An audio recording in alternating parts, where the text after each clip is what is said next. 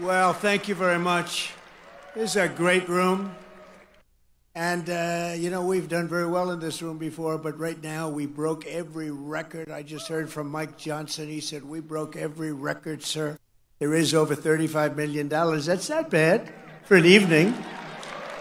For an evening, that's not bad. I wonder if you ever turn the room this way. You know, it's interesting because I love real estate. I love ballrooms. I have nice ballrooms, a lot of them. I wonder if they ever turned it this way instead. So it might be interesting. This way I'm not talking to a wall. They think they get a better view, but actually I'm not sure. But next time maybe we'll have to worry about that next year. Well, we'll do 45 or 50 million, right? I mean, a lot of people, you broke your record attendance and you broke your money record, and that's a great tribute to the Republicans and the party and everything it stands for. And it's wonderful, and I want to thank especially Speaker Mike Johnson because he's been incredible. And we have some unbelievable supporters of our House Republican majority with us, as you know, and with the help of everyone in this room. The next year's Republican Party is going to defy history. We're going to really defy it, and we already are. We're getting things done. It's going to be very interesting to see. This is going to be a very interesting year. We have an interesting time. We're making a fortune with tariffs, $2 billion a day. Do you believe it? I was told $2 billion a day. You know, I get hit by the press about tariffs. We're making $2 billion. This isn't 35 million, that's peanuts. $2 billion a day. And then they say, gee, they don't know. You know, this is only the enemy can be talking this way. In addition, we have a lot of countries coming to see us that want to make a deal. And we're doing things that nobody's ever even thought about doing. And we're going to defeat the radical left Democrats who are out there complaining about everything. All they do is complain, and then they want to put men and women's sports and things like that. They want men and women's sports. They're still fighting for that. I saw this poor guy. You all know him. I won't mention his name. He's sort of a nice guy. He's a loser. He's a Democrat, but he's a loser. And he was fighting on a big show this morning. We've got to have that. It's not fair that, essentially, that men aren't allowed to compete against women. Can you believe this guy? But let them do it. I say we shouldn't be fighting a lot of these things. Just let them go. And then just before the next election, we'll unleash on them. Because it would be very sad if they actually changed their policies. We don't want that to happen. But we're going to win the midterm elections, and we're going to have a tremendous thundering landslide. I really believe that, and it's so important that we pass the big, beautiful bill, because that's going to be. And I really think we're helped a lot by the tariff situation that's going on, which is a good situation, not a bad. It's great. It's going to be legendary. You watch, legendary in a positive way, I have to say. It's going to be legendary. But I really think it actually puts pressure on those few Republicans that just can't get there.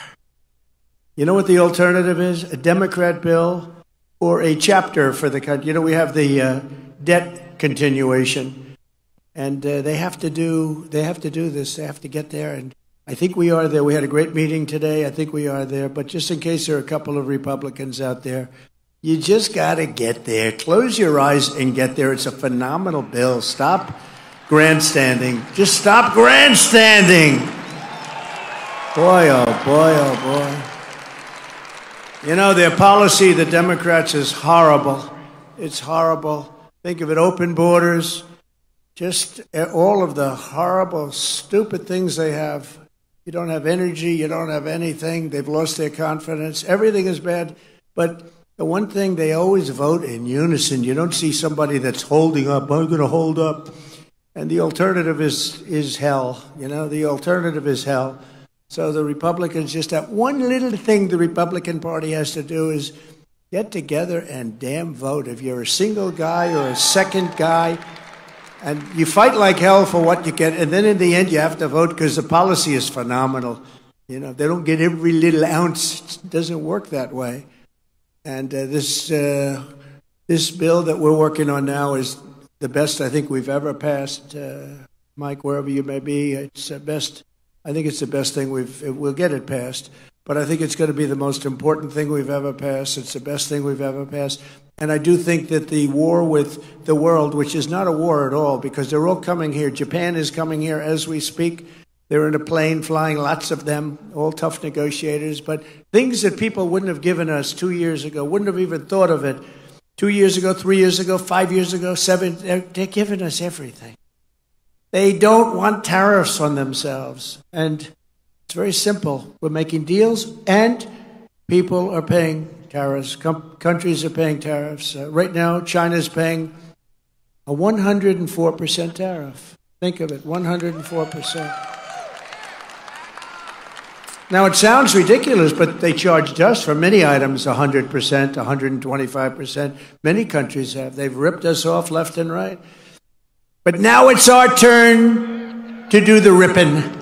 That's okay. We're going to make our country even stronger, stronger than it ever was. And 26 Republicans will fight for every state, every seat, and every single vote. We're going to fight like hell. I intend to personally campaign for candidates all across the country, and we just won't. You're right about that.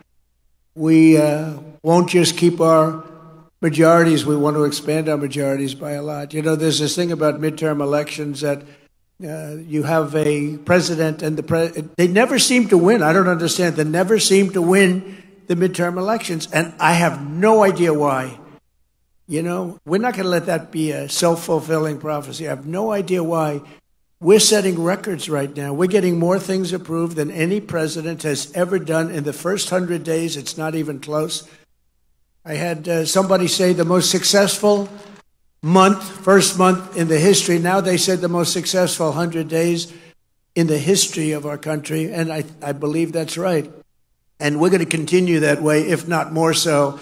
And we're going to do tremendously in midterms. There's no reason we should do great in the midterms. There's this thing that, for some reason, the president, whoever the president is, the midterms are tough. Why would they be tough? If we're doing great, they should be easy. And I'm telling you, we got to win a lot more. But as Mike said before, I happened to listen to him. He was on C-SPAN 1. That's a big upgrade, right? I was listening as I was putting on the tie. How does it look? He was on C-SPAN 1, and they were talking about that. And I thought to myself, because people love him and they love your leaders, they love, really, the party is just doing well. A couple we could do without, to be honest with you.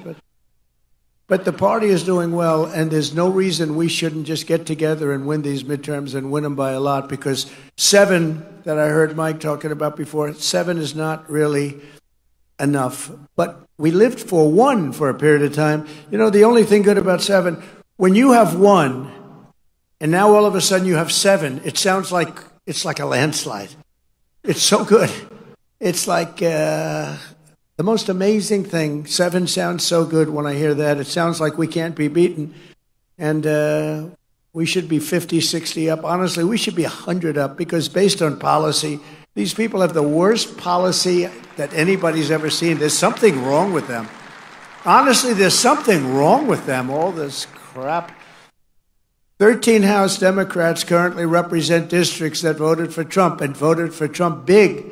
And in 2026, we're going to tell them, all 13, that you're fired, get out, get out. No reason for that, 13, but 13 is a small number compared to some of these stats. We are going to work very hard. I'm going to do tele-rallies. You know tele-rallies? I'll do rallies for a lot of you, but I'll do tele-rallies at a minimum. And we just had 2 great elections, by the way, and I heard everybody is introducing our 2 new Congress. Where are they, please? Stand up. I want to look you in the eye. I want to look you in the eye, Randy. Look at the 2 of them. What a job you did, man. Huh? You were never in doubt. Where's our second person here? I know there he is. Boy, they gave him a lousy seat. He's behind. Great job. We're proud of you, man. Great job. Great job. Thank you. And, you know, both elections, they were saying, it's going to be close. It's going to be close. And I was listening. And they won by, you won by what, 17 points, 18 points? I don't think that's close. I don't think it's close. So we won by 15 and 18 points. And they're saying it was a terrible evening for Trump. Can you believe it? Terrible evening. They only won by 18 points and 15 points. Anyway, good job, both of you. Good job. But in addition to our fantastic House Speaker, we're pleased to be joined by Majority Leader Steve Scalise. And I watched you too, Steve.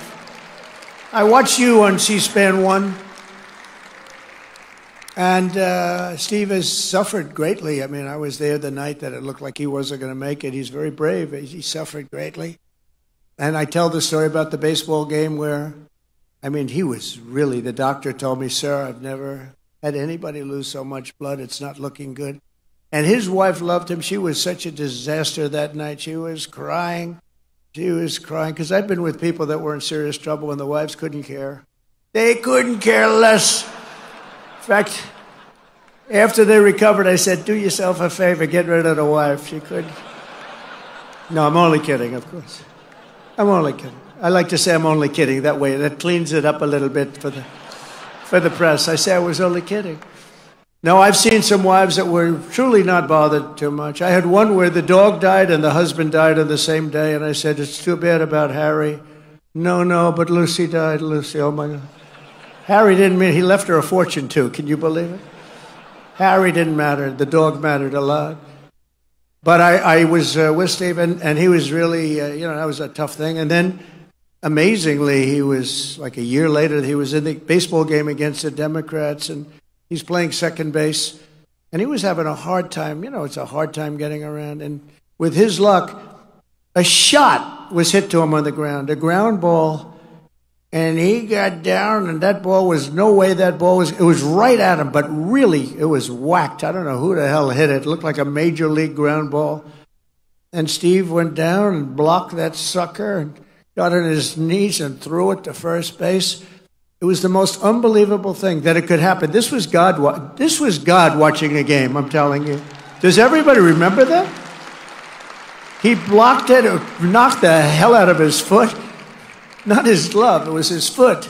And he got down and grabbed the ball, threw it out, and got the runner by quite a bit. And they then took him out of the game. And I said, what a great move. That was a good manager. They took him out of the game because you can't improve on that, let me tell you. But he had great courage, and amazing how he's done. And he's been very special, and all of us know it. He's really done great. Another man I've really gotten to know a lot, and I think he's fantastic, is Tom Emmer, Majority Whip. I think he's fantastic. Where's Tom? Where's Tom? Where is our Tom? Because I want to see his wife. His wife is better than him. He admits it. Oh, that's good. Hi, Tom. So where is she, Tom? Oh, no. She's not. She's home. She's watching C-SPAN. Yeah, I know. Thank you, Tom. Great job you do. And Lisa, you were up talking about Donald Trump tonight. And Lisa McLean, conference chair, she was talking about Trump. And I appreciate it, Lisa. Lisa, where are you, Lisa? This is like a roast. Thank you, darling. I saw your whole speech. I watched you and Steve and Mike. I watched the whole thing. Then they said, sir, we have to leave. You're going to be late. I said, I want to watch your speeches. And we have Richard Hudson, the NRCC chairman, who set the record tonight. Richard, great going. That's a great job. And Brian Jack, who was with me from day one of my political career, he was so fantastic. He was so fantastic. And he came to me, he said, do you think it would be okay? He wanted to run for Congress. He always wanted to run for Congress. It was the most important thing. But he was with me, knows so much about politics and boxing. He knows a lot about boxing, too, but he loves politics. But he really just wanted to run. I think his ambition was to be a congressman. And the seat came due. A good member of Congress actually retired, and Brian in Georgia. And Brian said, what do you think, sir? I said, well, you got my endorsement. And he won by a lot, and he's never looked back. He's a fantastic guy and a great political leader, a great politician. Brian Jack. Where are you, Brian? Where are you, Brian? Hi, Brian. Great job. Proud of you, Brian. and more than 160 members of Congress. And I'd like to really, you've done incredibly well. They're really looking back. And, you know, I said before, the Democrats have taken a lot of beatings. They have lost their confidence. They've gone crazy.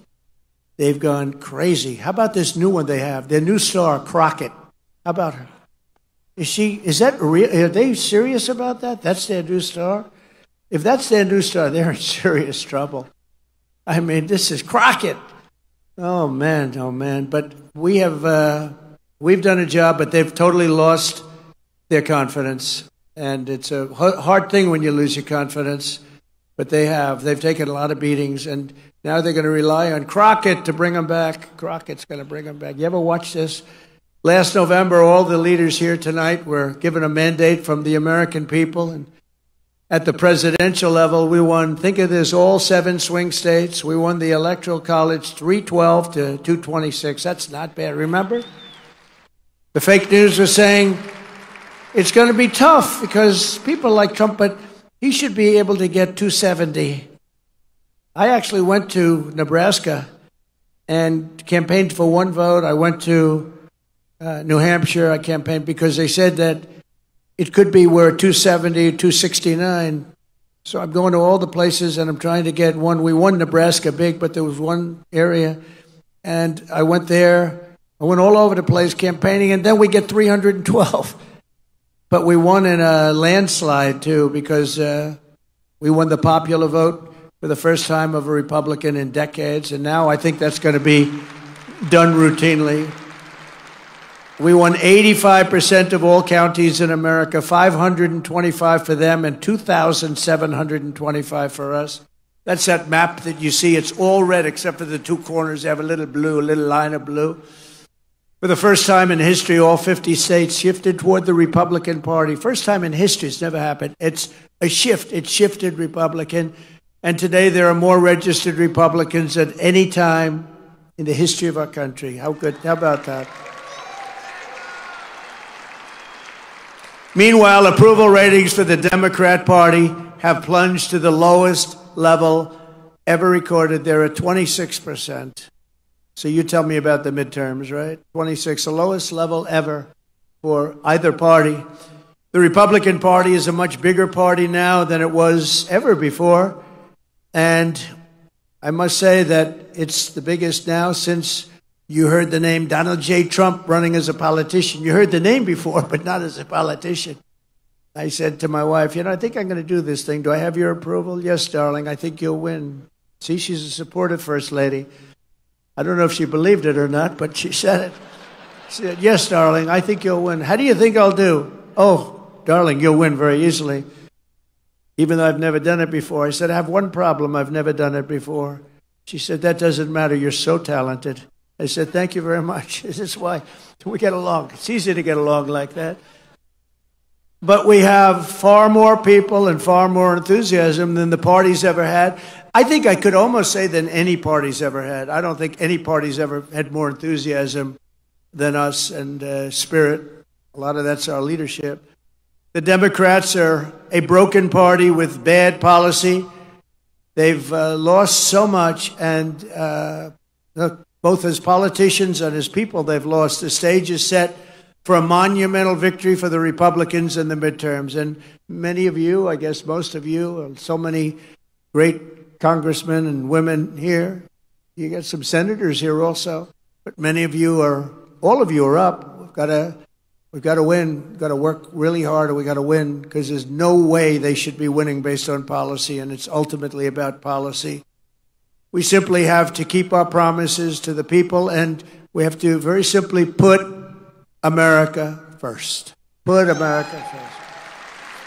And I said, I ran on common sense. You know, I ran on common sense. It sounds like a phrase that would have been used. I don't know. Nobody tells me it was used in politics before. Now everybody's using it. I see the Democrats, some Democrat guy who was a real sleazeball, got up. He said, yeah, I ran on common sense. That's what I did. Common sense. Yeah. And I said, gee, the problem in politics, you come up with a little slogan and they copy it.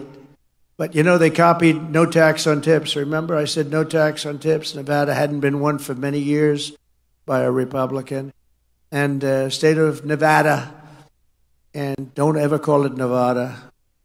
You'll lose 25%. Call it Nevada. It's true. It seems almost nicer the other way. You know, Nevada sounds like Brooklyn. Does that make sense? I come from Nevada, but don't ever call it Nevada. Call it Nevada.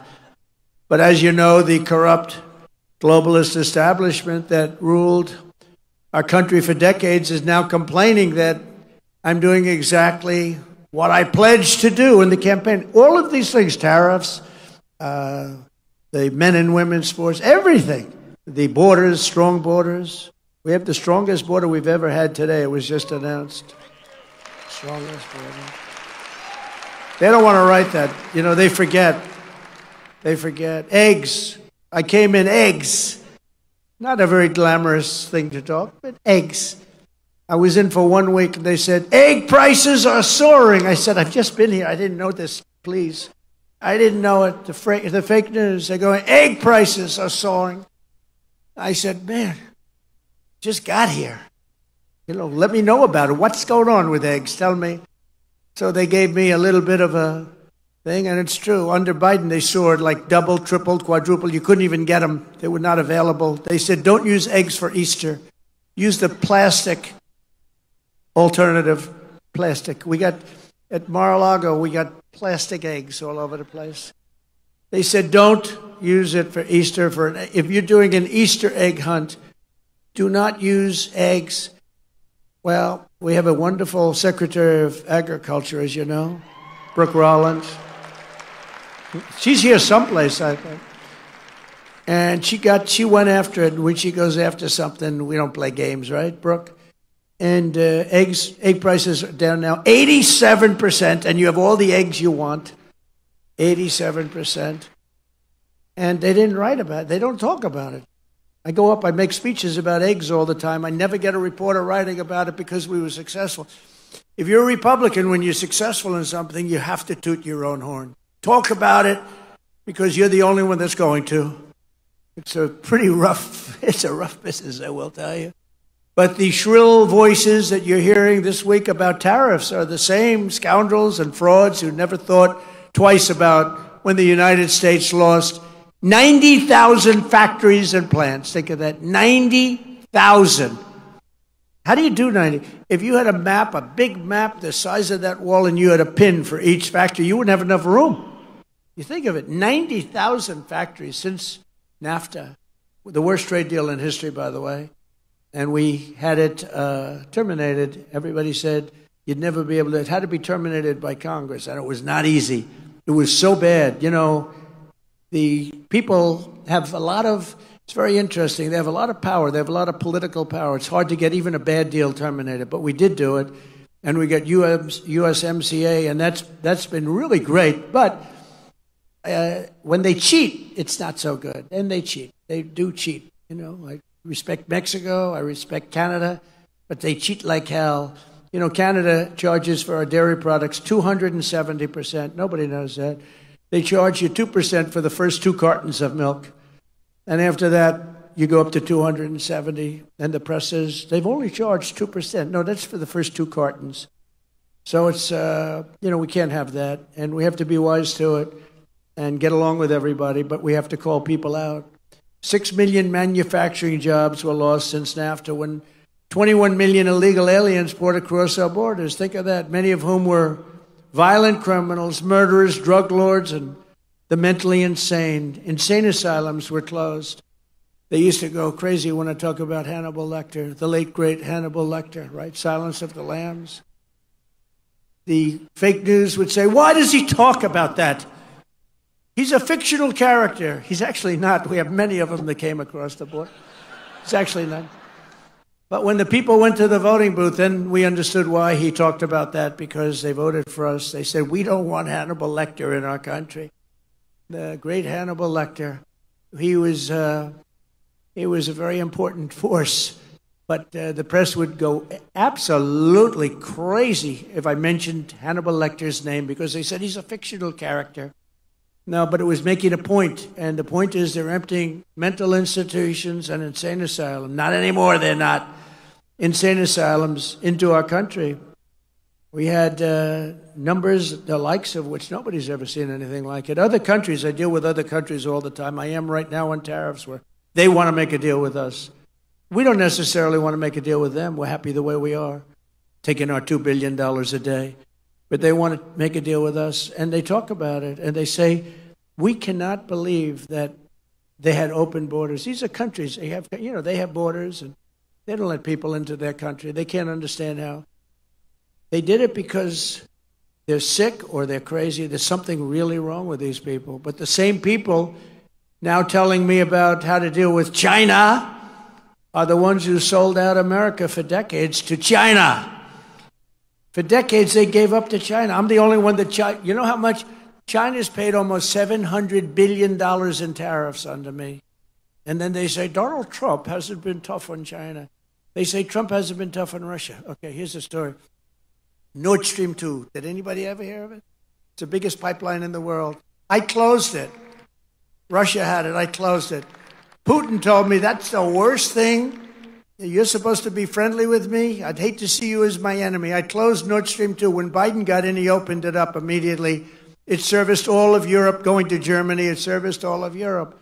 We closed it, and they say, oh, he wasn't tough on Russia. I was very tough with the sanctions and everything else. And by the way, just for your information, we're trying like hell to get the fighting stopped between Russia and Ukraine. A thing that never would have happened if the election wasn't rigged. We had a rigged election. And we can say it and say it loud and say it proud because the election was rigged and we can't let that stuff happen anymore.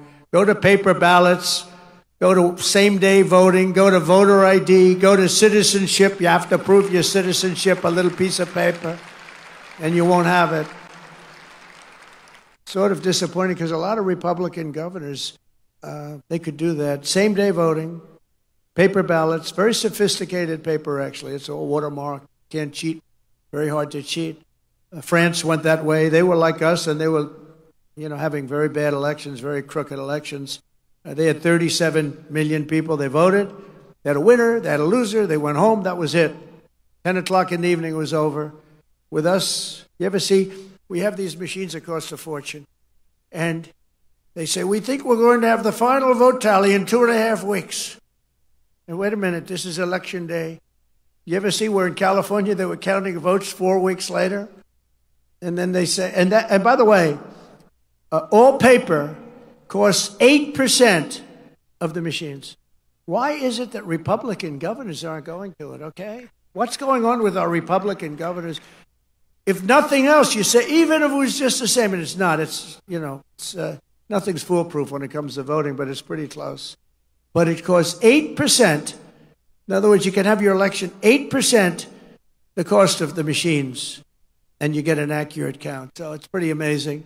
They gave us NAFTA, mass illegal immigration, the Democrats did, the fake Paris Climate Accord, and the China's entry into the World Trade Organization. That was a wonderful day for us. China entered the World Trade. They've done pretty good. And, they didn't do things exactly by the books. And they were a developing nation. They still are. They say, we are a developing nation. We should be entitled to more. And our people say, oh, that's right, they're developing. They're not developing. We're developing. Look at some of our inner cities. We got to develop them. But we can't let the Democrats get away with this stuff. But we're developing more than they are. The globalists have been wrong about everything, and so I wear their attack on me because nobody has ever been attacked like a man named Donald J. Trump. In the history of our country, nobody's ever, but I wear it as a badge of honor. Nobody has ever been attacked. I was under more investigations than the late, great Al Capone. He was the most violent criminal. He was the most violent mob boss in history, and I was under investigation far more than him. It wasn't even close. Our opponents are not afraid that our America First policies will fail. They're terrified that our strategy will succeed and we're going to get bigger and stronger and better as a party, and that's what's happening, and that is what's happening. It's going to be something, and I'm actually looking forward to the midterms. I really are. We're going to prove that all of their treasonous years of betrayal will not be forgotten, because it's treason. What they did is treason. When they allowed millions of people to pour in through open borders from all over the world, they came. To me, that's treason. What they've done to our country is unthinkable. The money we have to spend to take people out, and then we have judges that say, no, let Tren de Aragua come back into our country. They want him to come back in. Killers, they cut off a man's fingers because did you, sir, make a phone call to the police in Colorado? Yes, I did. You've attacked us and you've taken over our building. They took over real estate all over Colorado. You did, right? Give me your hand. Put the hand down. Boom. Cuts off his fingers. And they want him back. And how about the mix-up with the MS-13, where it wasn't a Tren de Aragua, it was an MS-13 killer. And they said, oh, they got him mixed up. Let's get him back into our country. No, we need people that are going to love our country. I'm proud to be the president for the workers, not the outsourcers. The president who stands up for Main Street, not Wall Street, who protects the middle class, not the political class, and who defends America, not trade cheaters all over the globe. They're trade cheaters. They cheated on us. They cheated with tariffs on us. They stole our money. They stole our jobs. And now people are going around saying, oh, we're not treating them right now. We're treating them very good, actually. They're lucky we're treating them so good. And, you know, when I have tariffs and I say, well, we're going to charge what they did. We're going to charge what they did. And then I say, I'm going to charge much less than they did. Believe me, we're actually being nice about it. But we're doing very well, better than we've ever done before. My job is not to maximize the profits of outsourcers and these foreign corporations are horrible. It's horrible what they're doing, but we're catching them. We're catching them by the dozens. My job is I have to defend the American dream, and I have to defend the American citizens. That's my job. I have to defend that. The American dream is never mentioned. It was mentioned for 4 years, and now it's being mentioned again, but it was never mentioned when we had Sleepy Joe in office. I used to have the hardest thing I had to do with Joe Biden is the nickname. Do I call him Sleepy Joe or Crooked Joe? Could we take a vote, please? Who wants to call him Crooked Joe? Who wants to call him Sleepy Joe? That's my problem. It's like the same. They both work. They both work beautifully.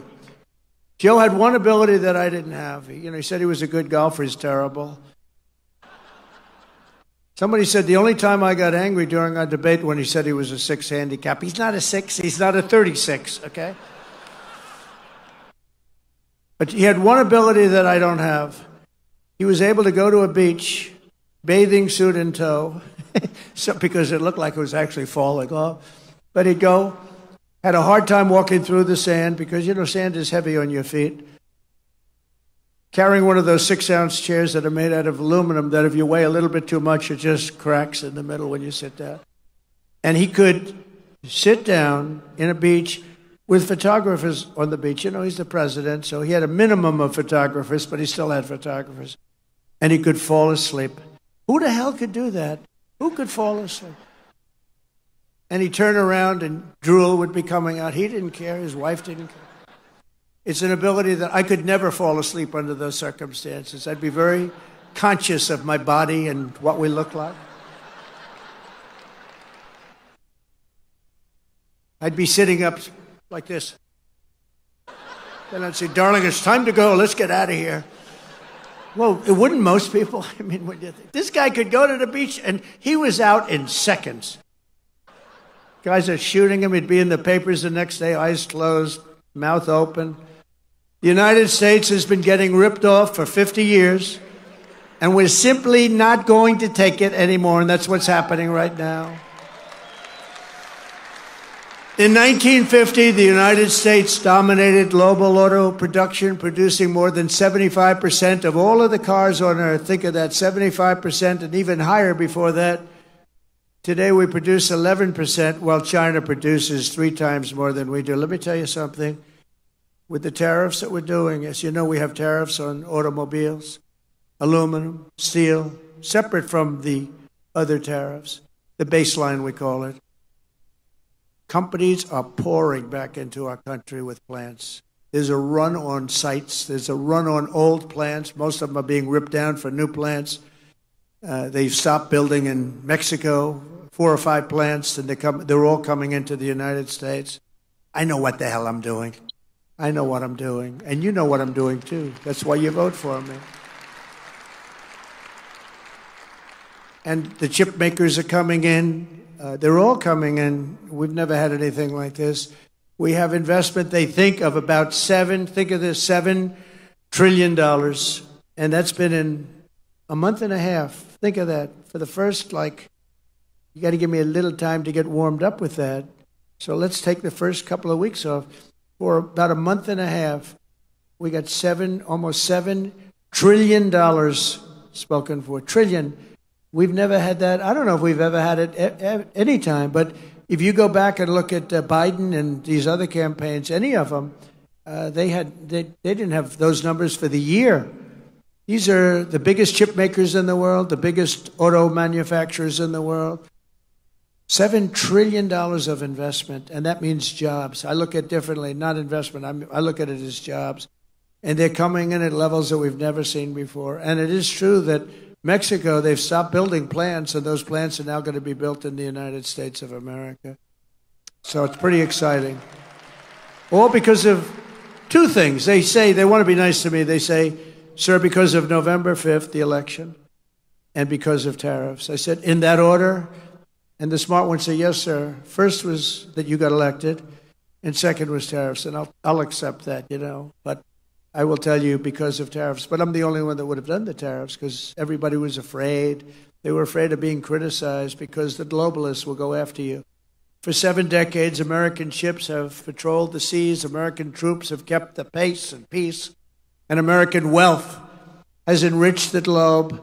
But despite all we have given to them, you will not find an American car in Berlin, in Tokyo, in Seoul, in Shanghai, not a car. I used to say to Angela Merkel, Angela, how many Chevrolets do we have in Berlin? Why, none, Donald, none. That's right, Angela, you got it. How many Chevrolets do you think we have in Munich, Angela? None, Donald. I said, you sent us 7 million cars last year. So we're going to start buying American-made cars or cars that are manufactured in America. And if you can do it, not part of what I was going to say, but one of the best things that I think I've come up with is interest deductions. If you buy a car that's made in America, you get an interest deduction on the money you borrow. And I love it. I hope you can do it, Mike. I hope you can do it because I haven't bugged you about that. I've been talking about no tax on tips, no tax on Social Security, no tax on overtime. And I haven't really been as strong on this one, but it's only because it gets a little bit long, But if you think of it, you buy a car, you borrow money, and you get a deduction on that money if the car is made in America. I'm thinking that will not cost you 10 cents. You'll make money with that one. I think you'll make money actually in a certain way with the other 3 also. I think they're very important, and they were part of our campaign. I was going to say before that in Nevada, that when I came up with the no tax on tips, I think that's why we won by a massive amount. And interestingly, they came up about a month and a half later. She was making one of her few speeches. She didn't speak too much for a reason, good reason. She was making a speech, and in the middle she said, oh, and by the way, we will have, and everyone's falling asleep, we will have no tax on tips. The place booed the hell out of it. They said, you're a little late on that one. Because I was worried they'd copy me. It was so good. You know how it actually happened? Maybe I should tell the story quickly. I was in my building in Las Vegas. We have a great restaurant there. And this young, beautiful waitress, and you're not allowed to say beautiful because that's the end of your political career. If you call a young woman beautiful, that's the end of your career. But what the hell? She was beautiful. So she came up to me. And she said, hello, sir. It's so nice to have you at the hotel. I said, thank you. I had a group of people. Some political people, actually. It's very interesting. And I said, how's everything going? She said, oh, it's so tough. They're after my tips. Who's after? The government. They're after my tips, constantly after my tips. They're after all of us for the tips. She said, sir, we should have no tax on tips. I said, say it again. What? We should have no tax. She said it. This was my consultant, waitress from my hotel. Most people go out, spend millions of dollars to come up with an idea. I said, she just said no tax on tips. That's the coolest thing I've ever heard. So I went outside. There were a lot of, we finished our wonderful meal, steak, went outside, and there were a lot of cameras, as there always are, unfortunately. I say, ladies and gentlemen, we're going to have a new policy all over the country, but specifically in Nevada. There will be no tax on tips, right? And the cameras went wild. Click, click, click, click, click. And we won the state by a lot, so I don't know. So I have to find that waitress and thank her. She was my consultant, except I didn't pay her $2 million like the other consultants that we all get screwed by. Even worse than the tariffs other countries impose are the non-monetary barriers. That's a non-monetary. These are not financial. These are other things, what they do so that you can't get your product in that country. And China, as you know, is one of the big offenders. And it's not all China. Look, I get along with President Xi. I have over the years. But, you know, you just, when COVID came, that was the end. That was it. That was called the bridge too far. But I've always had a good relationship with a very smart guy, loves his country. I love our country. So, you know, we love our country. He loves his. I tell that to other leaders. You got to fight for your country. It's you're not going to fight for us. But we can't fight for you. We're fighting for other countries. We're trying to make them great without making us great. But those days are over. They steal our intellectual property. They rob our trade secrets. They manipulate their currency to levels that have never been seen before. Today it was announced that China is reducing its currency. Did you see that? Big. In other words, they're going to make up for it. They got every trick in the book. I'll tell you, they are great. You got to hand it to them. You got to hand it to them. They're manipulating their currency today as an offset against the tariffs. Not supposed to do that. The game isn't supposed to be played that way. It makes it very hard for us. But in the end, it's not good because they have to buy oil. See, we don't need oil. We don't need oil and gas. We have more than any other country. They have to buy it. That's where it hurts them when they do that. It costs them twice as much. And they ship their products through every one of our trading partners, running up our deficits with these countries. They sell a lot. You know, when you put a tariff on them, they sell it like with steel. They were dumping tremendous amounts of steel into our country during my term. I saved every steel mill. We only have steel mills because of what I did. I put a high tariff on them, 25 and then 50%, and it stopped. It stopped. They were dumping so much steel, we would have lost every single steel mill. The people that like me best are the people in the steel business, but I think the auto business is going to be right there. I think chips are going to be there. I think pharmaceuticals are going to be there. Because, you know, we don't make our own pharmaceuticals, drugs, and other things to get better. They're made in other countries. And you pay a number, the same package in our country compared to like London and other places is sometimes 10 times more. 10 times more. Something that sells for $88 in London sells for $1,300 here, made in the same factory by the same company. And that's over. I told them all that's over. They put all of their research and development money. They put everything. But what they don't tell you is that these other countries are smart. They say you can't charge more than $88, otherwise you can't sell your product. And the drug companies listen to them. But we're going to do something that we have to do. We're going to tariff our pharmaceuticals, and once we do that, they're going to come rushing back into our country because we're the big market. The advantage we have over everybody is that we're the big market. So we're going to be announcing very shortly a major tariff on pharmaceuticals, and when they hear that, they will leave China, they will leave other places because they have to sell. Most of their product is sold here. and they're going to be opening up their plants all over the place in our country. We're going to be announcing that, so that's breaking news. Ladies and gentlemen, we have breaking news. That's what's going to happen. What other presidents allow China to get away with is absolutely criminal, but I'm not like the other presidents, and it's not going to happen under President Trump. It's just not going to happen. After all of the abuses they've perpetrated, China's attempting to impose additional unjustified tariffs. Just so you understand, they all got rich because of tariffs. You know, now when we do it, oh, it's so terrible what Trump is doing. It's so terrible. They got rich. And not only China, many countries. I mean, you look at Vietnam, you look at so many, I could name 50 right now. Biden couldn't do that. He couldn't name any. Name one country. Name any country. What's the name of our country? He doesn't know. That's why additional tariffs on Chinese goods are in place effective midnight tonight at 104%. Until they make a deal with us, that's what it's going to be. I think they'll make a deal at some point. China will. They want to make a deal. They really do. They want to make a deal. They just don't know how to get it started. Because they're proud people.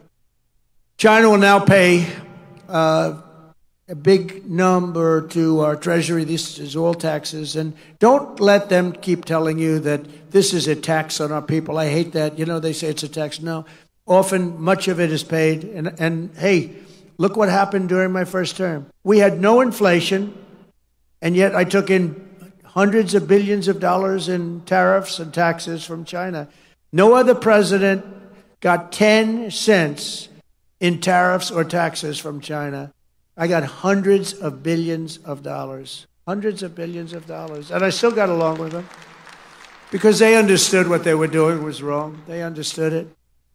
It's when you explain it, they say, I've had numerous leaders tell me, you're right, sir, I was waiting for you to bring this up.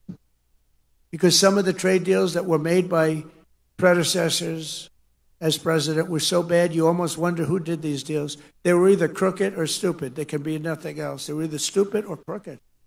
It's terrible, but it's all being changed. I changed a lot of it in the first 4 years.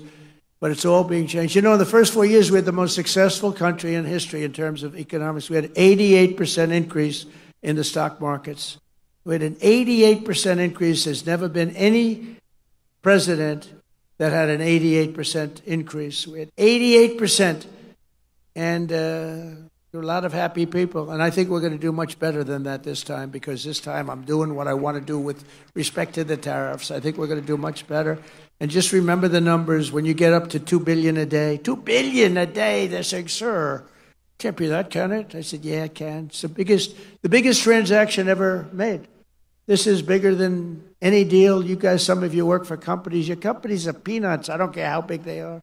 This is the largest transaction in the history of our country. And don't let some of these politicians go around saying, you know, because I'm telling you, these countries are calling us up, kissing my ass.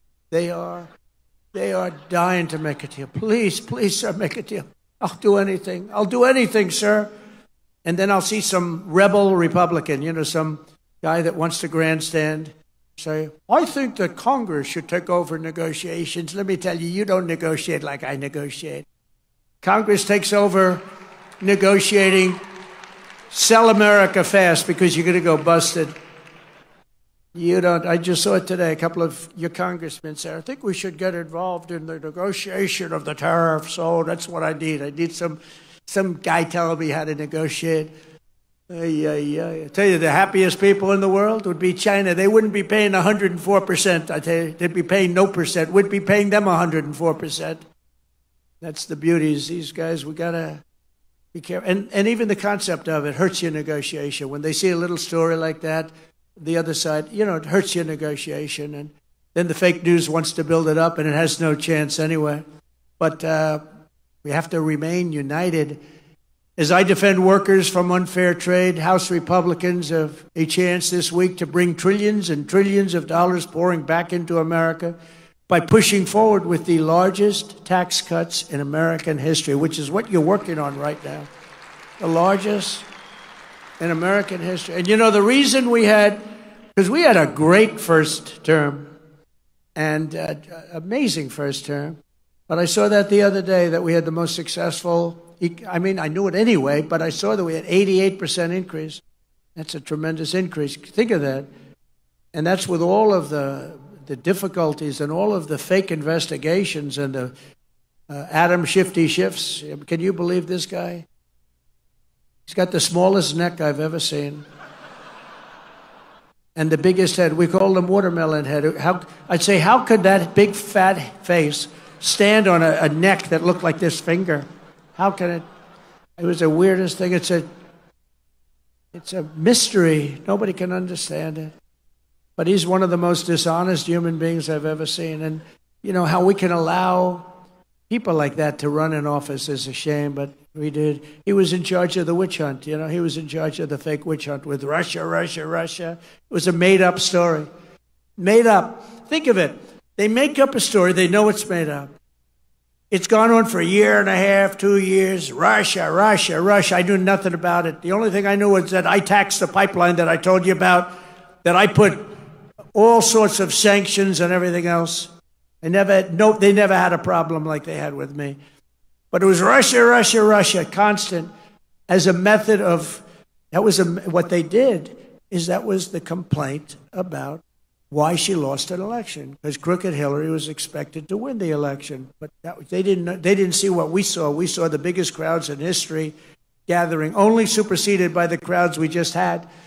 But here's a guy that goes out, and he goes to an intelligence hearing, or whatever you might call it, and it's supposed to be secret. He'd walk out.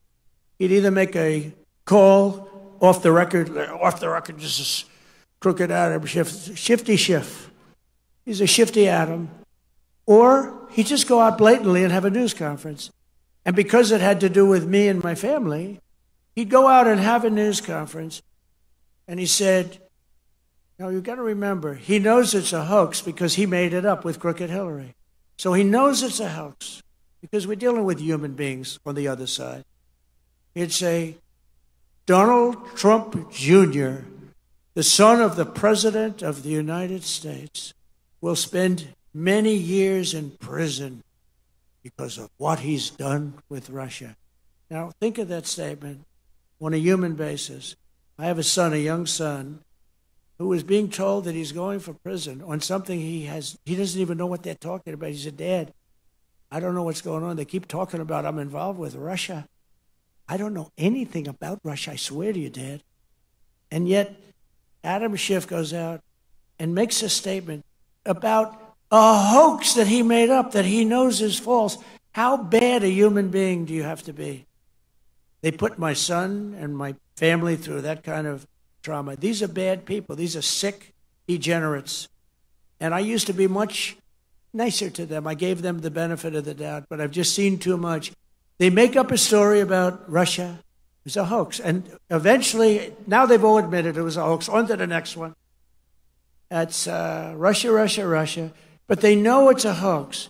And they say about a young man that he's going to spend the rest of his life in prison because of what he's done with Russia. He knows it's a hoax.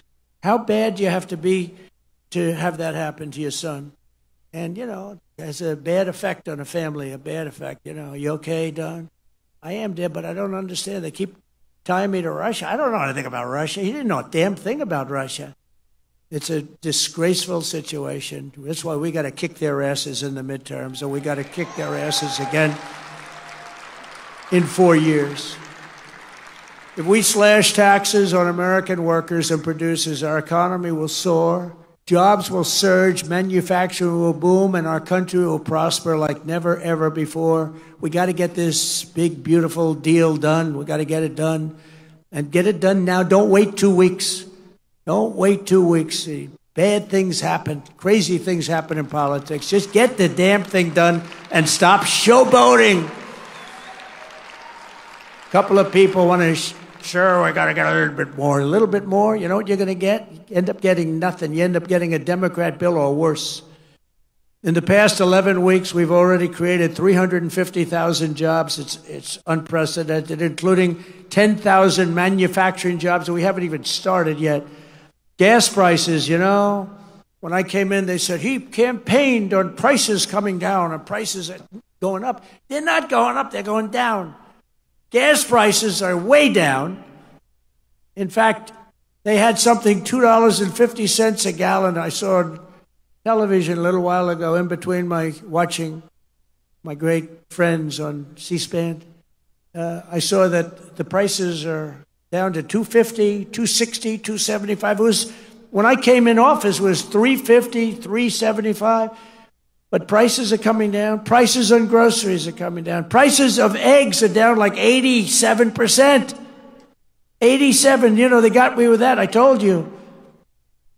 Before I even got in office, they were telling me about it. They're down close to 87%. And core inflation has dropped to the lowest levels in 4 years. And as I said, we had no inflation in 4 years, despite the fact that I took in hundreds of billions of dollars in tariffs, so we hadn't even started yet. Nearly $6 trillion of new investment, and that number is now revised up to about 7. Apple, great company, is spending $500 billion because of tariffs. $500 billion, not 500 million, that's a lot. 500 million, when I first heard the number, I said, you mean 500 million? You can build a lot of plants for...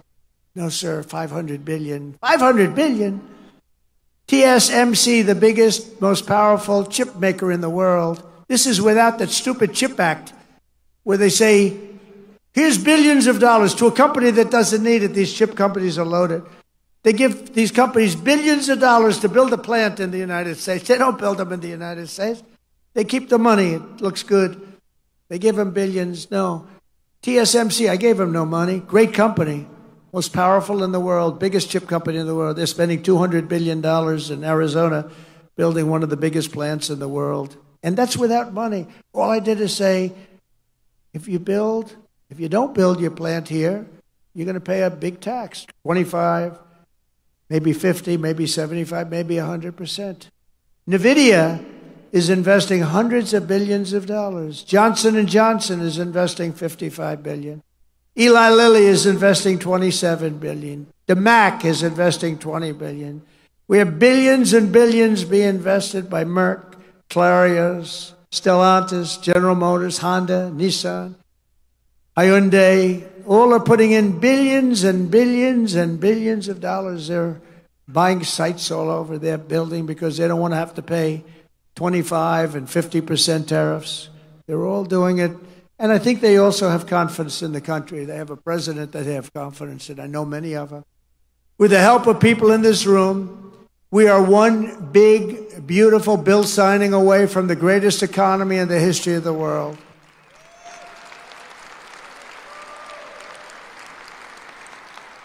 And it's an overhang. This bill's an overhang because if it doesn't get signed, we will have imposed the biggest tax on the people of this country in our country's history by 40%. Biggest tax, because we gave you the biggest tax cut in history. Now we're giving you another, which is one of the reasons that there are many reasons why we were so successful, but that's one of the big ones. The other one is that 1 year deduction, all in 1 year deduction, so big, and I know they're working on that, the big deduction. It makes people invest.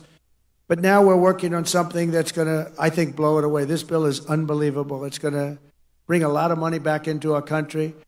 But if we don't do it, it's going to be a disaster.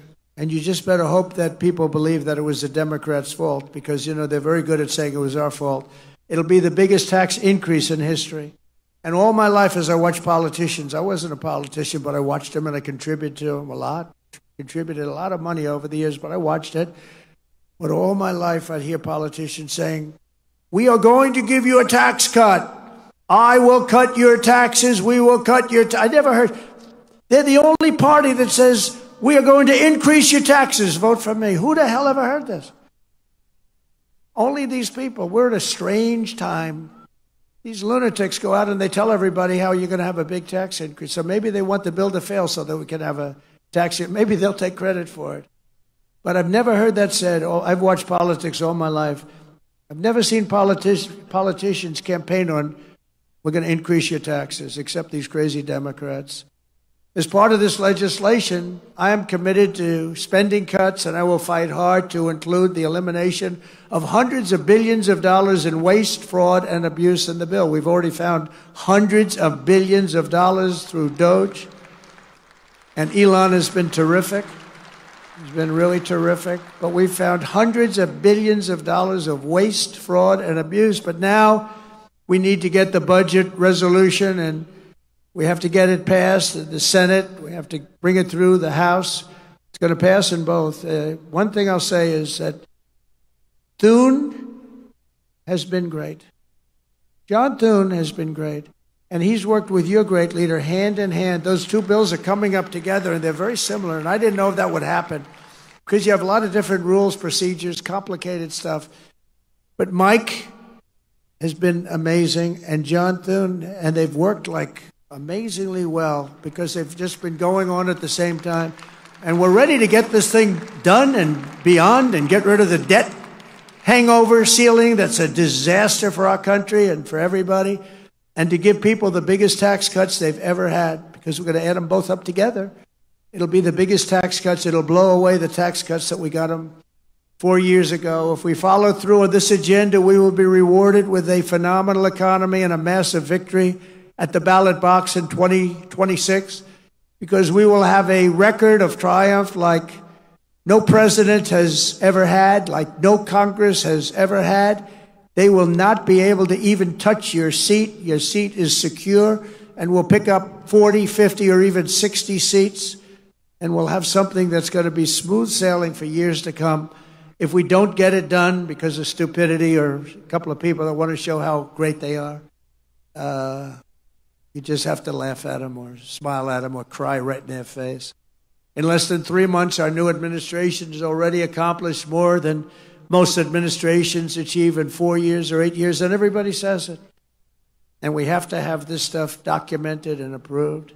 In a matter of weeks, we've achieved the lowest level of illegal border crossings in American history. In history, they have a plaza in front in Tijuana, Mexico. I wouldn't advise going there on a trip, but nevertheless, they have a plaza, a big plaza, held hundreds of thousands of people.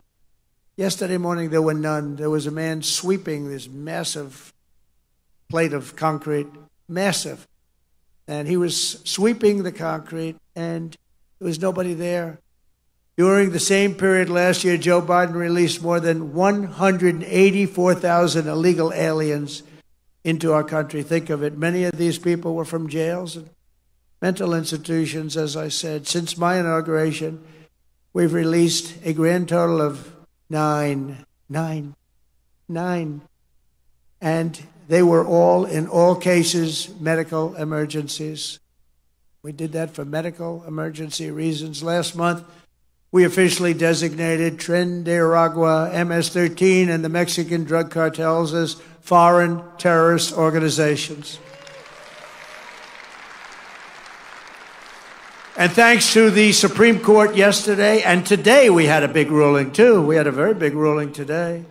But we will continue to deport these monsters under the Alien Enemies Act. Think of that, Alien Enemies Act. Can you believe it?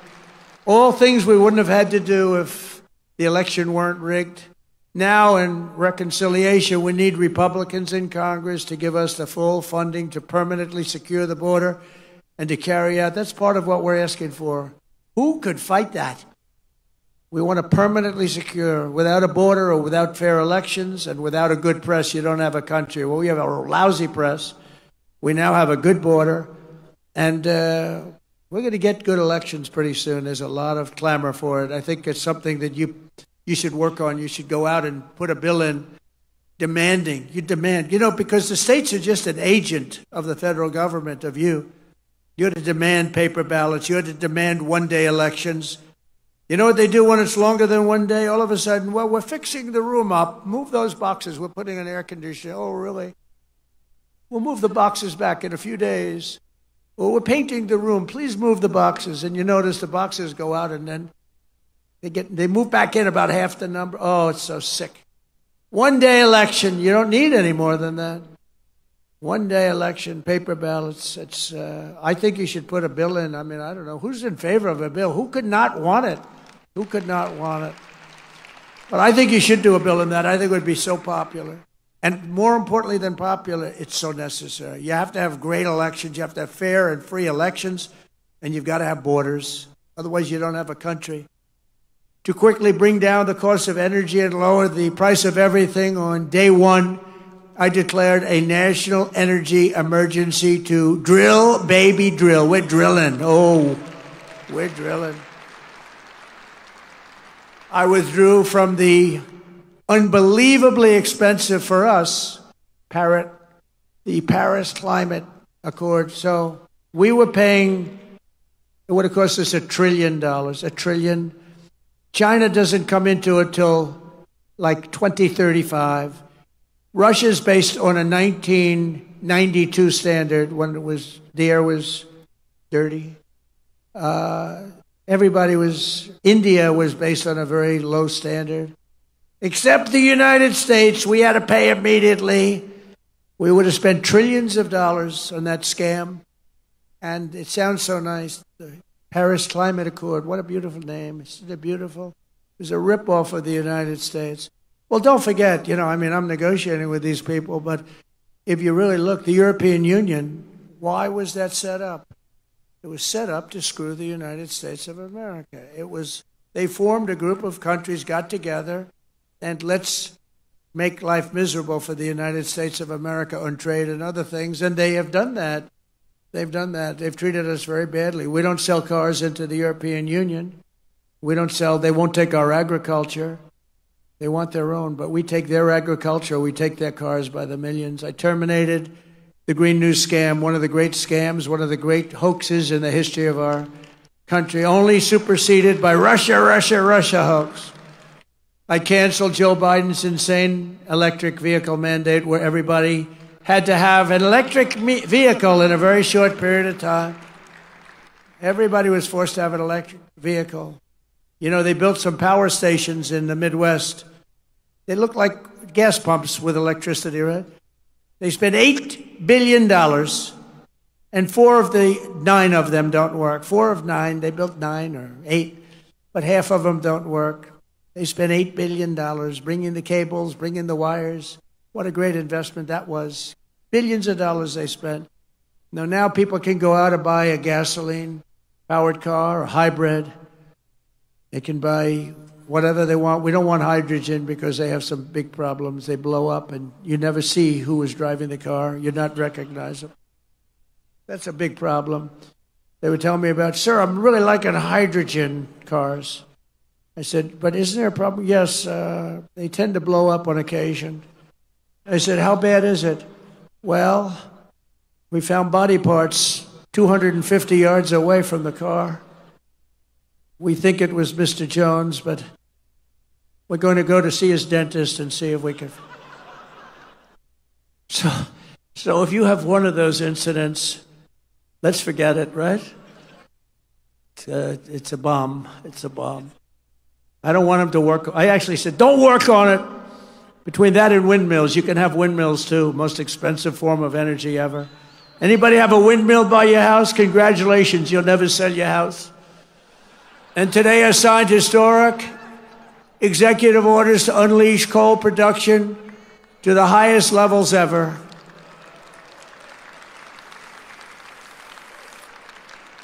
Because, coal is the most powerful thing. We have more of it than any. We have more liquid gold under our feet, oil and gas, and we have more coal than any other country. No other country has as much as we have. All different forms of coal.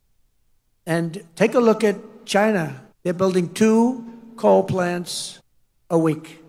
Think of that, 2 a week. We are screwing around with wind. Oh, wind. These people are crazy. They say, oh, it's great for the environment. Yeah, it kills all your birds. You want to see a bird cemetery? Walk under a windmill sometime. Got birds all over the place. They're screaming for help. They got whacked. The environmentalists, it's an environmental dream. You know why? Because you're never going to have energy. They're the most expensive form of energy there is. 10 times more expensive than clean natural gas, 10 times much more expensive than coal, and not very unreliable. Like if they wanted to watch us tonight on television, Alice, I want to watch the president tonight. I'm sorry, darling, but the windmills aren't blowing. We're going to give them confidence to do what they have to do long into the future, because coal is going to be a big factor in our country now. You know, it does give us our electricity, because there's nothing like coal in terms of power, but it's going to be clean, beautiful coal, like our bill. It's going to be clean and beautiful. Coal miners, and by the way, they've made tremendous progress with also coal in terms of clean coal. But the coal miners standing alongside of me this afternoon in the White House, they were incredible. They were a beautiful sight to behold. These are really great American patriots, beautiful guys. I didn't want to have any arm wrestling contests with any of them, I can tell you that. They're good, strong guys. That's what they want to do. They love to dig coal. That's what they want to do. They don't want to do gadgets and widgets and wadgets. They don't want to build cell phones with their hands, their big, strong hands, and doing a little thing. Remember when Hillary Clinton went to West Virginia? And she had decimated them 3 weeks before in like some state where they make little tiny circuit boards. And she said, we're going to teach the miners in West Virginia how to make a circuit board with little tiny things. He said, we're going to teach them. And then she went to West Virginia. She was in the campaign. And she had to go there. Do you remember that stop? It was memorable. It was one of the worst. Did they go after her? And one of the miners said, I don't want to do anything else but dig coal. I want to dig coal. They said it today. That's what they love. They love doing it. It's like that in a lot of industries. People love doing what they're doing. They want to dig coal. That's what they want. They don't mind going deep in earth. They feel comfortable. I could do without it. But they feel comfortable. They're incredible people, actually, hardworking, incredible people. And we're giving them their lives back. We've also begun the largest deregulation campaign in history. For every one new regulation, I have directed that 10 old regulations must be eliminated before the first one can go into effect. And we're working tirelessly to restore peace through strength and bring back the hostages held captive abroad. We've brought a lot of them back already, but what a sad situation that is. What a sad situation that is. That would have never happened of our president. October 7th would have never happened. And I said Russia-Ukraine would have never happened. All this stuff, inflation would have never happened. Afghanistan disaster would have never happened. Most embarrassing moment in the history of our country. Not leaving. I was going to leave. I'm the one that got them to a point where they could leave. But I was going to keep Bagram, the air base, one of the biggest in the world. I was going to keep it, not for Afghanistan, because it's 1 hour away from where China makes its nuclear weapons. Wouldn't it be nice to have it? You know who occupies it now? China occupies it now. Can you believe how stupid this guy was? On top of that, they get blown up at the airport, leaving the wrong airport. They didn't leave from Bagram. They left from a local little airport, which was crowded and like crazy with the people from the towns and cities. And the bomb went off and decimated hundreds of people, killed hundreds. We lost 13 soldiers. But we also had 42 or 48 horribly injured. Arms, legs, face, horribly injured. All because we had a stupid leader. Should have never happened. Should have never been involved in that. We're also joined tonight by a number of brave souls who were recently released from Hamas captivity. Hamas is just a disaster, the level of hatred. Where are the people? Hamas, they understand what that's all about. Where are you?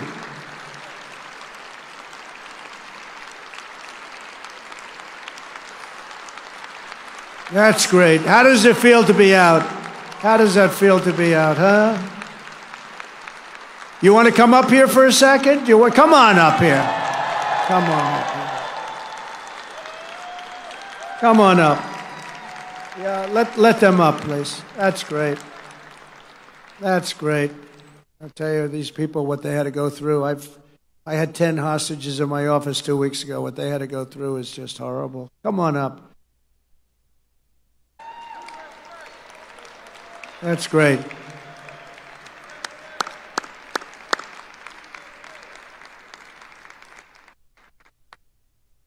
That is so nice to see you. That is so nice.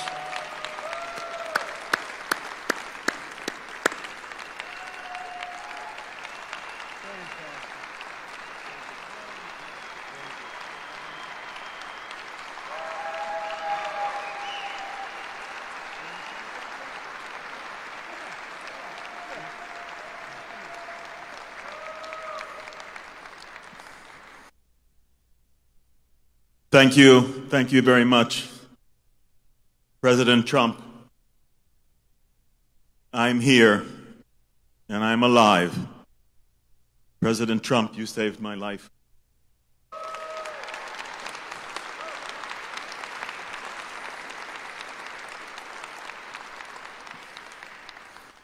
You saved the life of 33 hostages that because of your efforts, and you're setting the hostage crisis at the high priority of what you are doing among all of the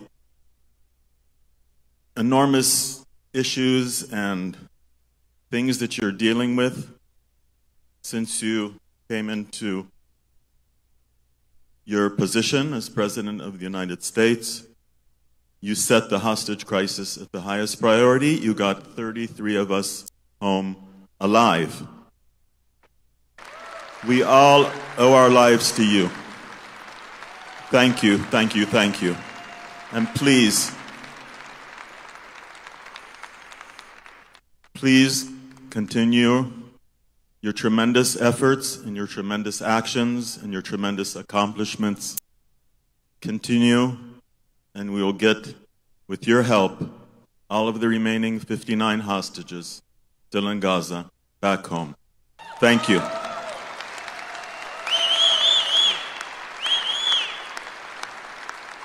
Thank you, President Trump, for bringing my kid home.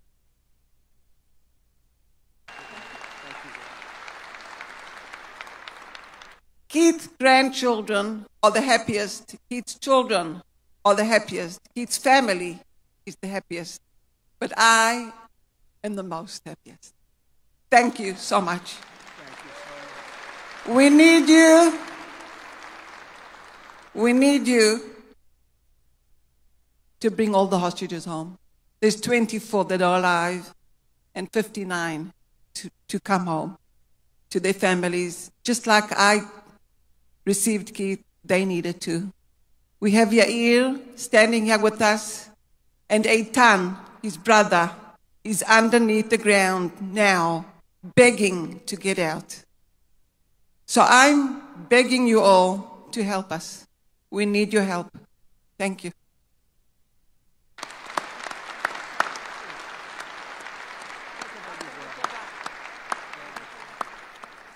So, my name is Yair. I've been in hell for 498 days. I've been held in hell with Hamas terrorists.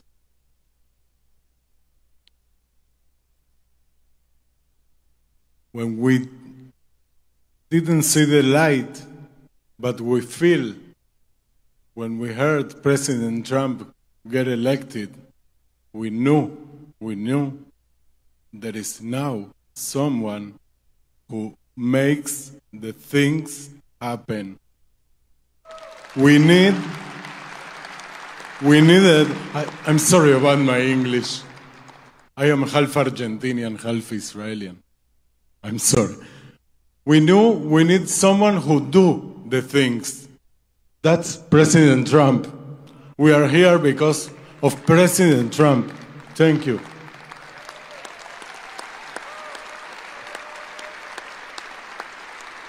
Thank you for your efforts. It's really surreal to be here. You know,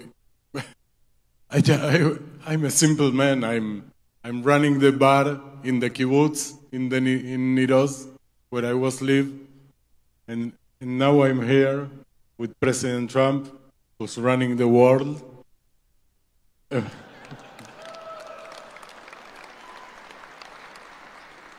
We are thankful. We are really thankful, but humbly we ask for more.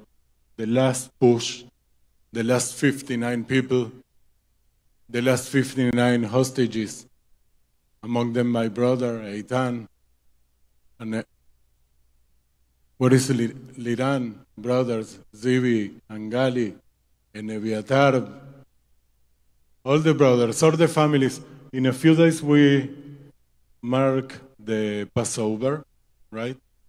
Pesach. It's a family.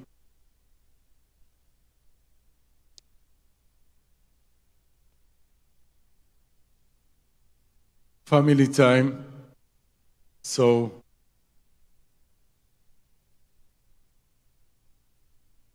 I expect that in the next Seder,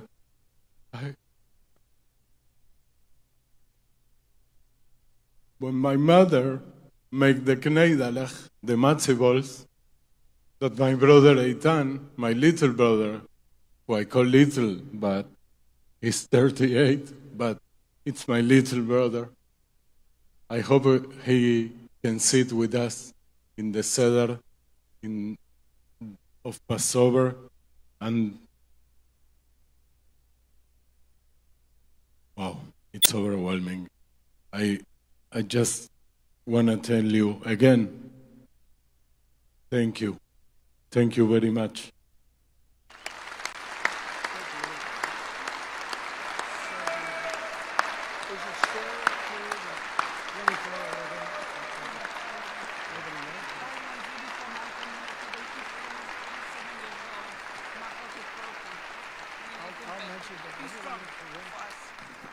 I just want to say, I said, of the 59 people that you want to bring home, how are they and how are they doing? Do you have any idea? Because they left that whole scene not long ago. And they said, well, of the 59, 24 are living, the rest are dead. I just heard that. And I was told that before by somebody else. But 24 are living, the rest are dead. These are young people, largely young people. Young people don't die. Young people are killed, they don't die. But the conditions were so horrible. But think of that, so of the 59. And I've had Israeli parents tell me that my son is dead, but please bring him home. As though he were alive, she wanted him brought home more than, it just seemed almost more than if her child was living. Amazing. They wanted the mother and father. In 3 other cases, they wanted to have them brought home.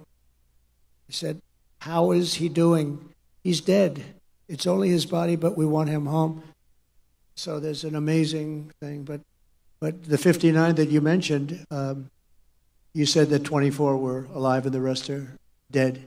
This is a terrible thing that's going on with Hamas.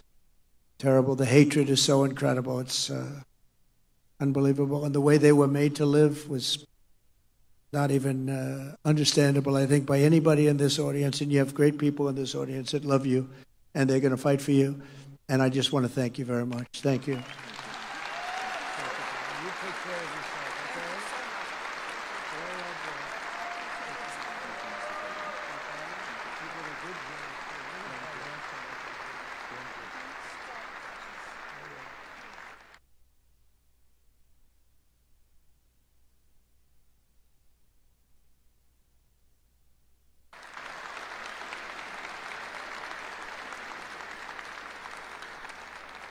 It's incredible what they've been forced to live with for 450, 500 days. Incredible. Nobody in this room could really understand it. I found it hard to understand. But we'll not rest until your loved ones have been returned home, and hopefully we can do it the right way. We want to get those 24 out really fast, and we're working on it very hard. There was no chance before. This is something that should have been done right at the beginning, during the past administration. On day one, we ended the so-called diversity, equity, and inclusion policies across the entire federal government, the private sector, and it's just not even allowed. I also signed an order making it the official policy of the United States government that there are only two genders, male and female. We want to keep it simple.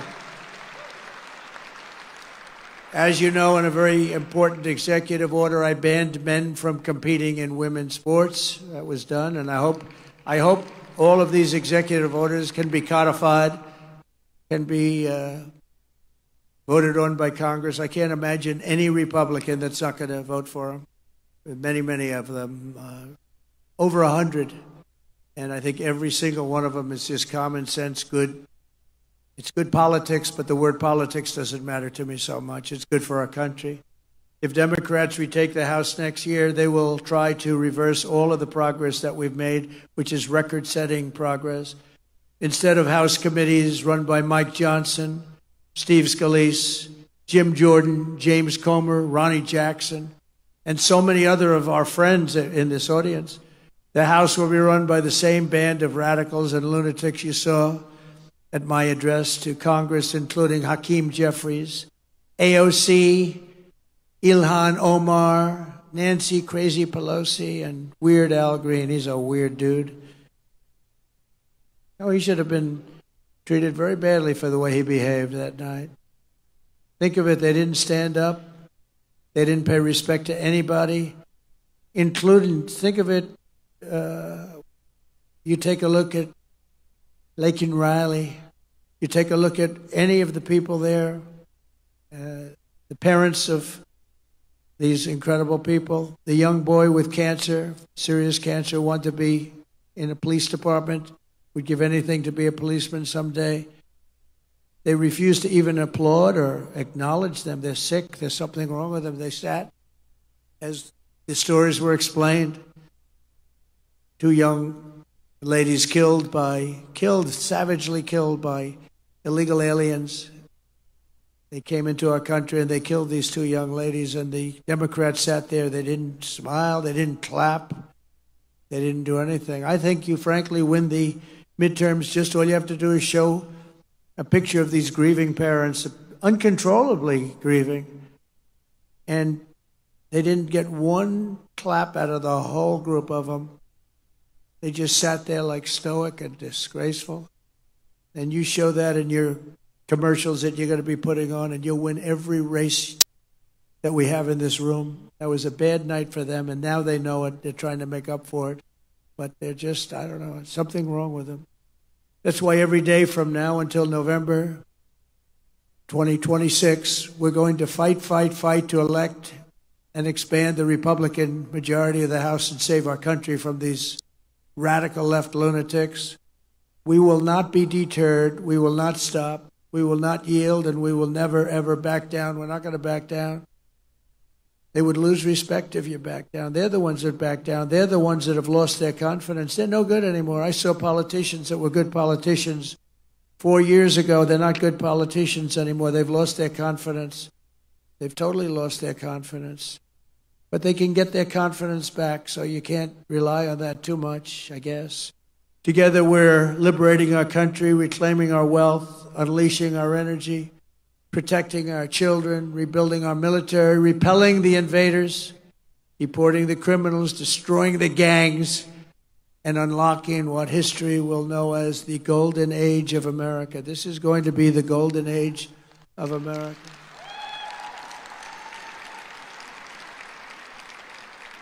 With your support, your commitment, and your help to elect more Republicans, we will finish the job that we have really brilliantly started. It's been a brilliant period of years. And we go back to 2016, it was brilliant. Then they stole it from us by illegally rigging the election. And we did great in that election. But we had to write it off, and we all went through hell. I went through hell in particular. Indictments. What we had to go through was hard to believe. Impeachments, 2 impeachments over nothing, over a phone call that was perfect. They knew it was perfect. And they found out after they realized that the calls were essentially taped by the government because you were talking to a foreign leader. And when that was played back, they didn't know what the hell to do. But they went forward with it anyway because they're sick people. The American dream will come roaring back in our country together. We're going to make America greater than it's ever been before. And I just want to thank you and congratulations on your record evening. And I'm with you all the way, and I'm going to be campaigning with you, and we're going to win, win, win like we've never won before. And thank you to your leadership, and Mike, great job. You're doing a fantastic job. Thank you all very much.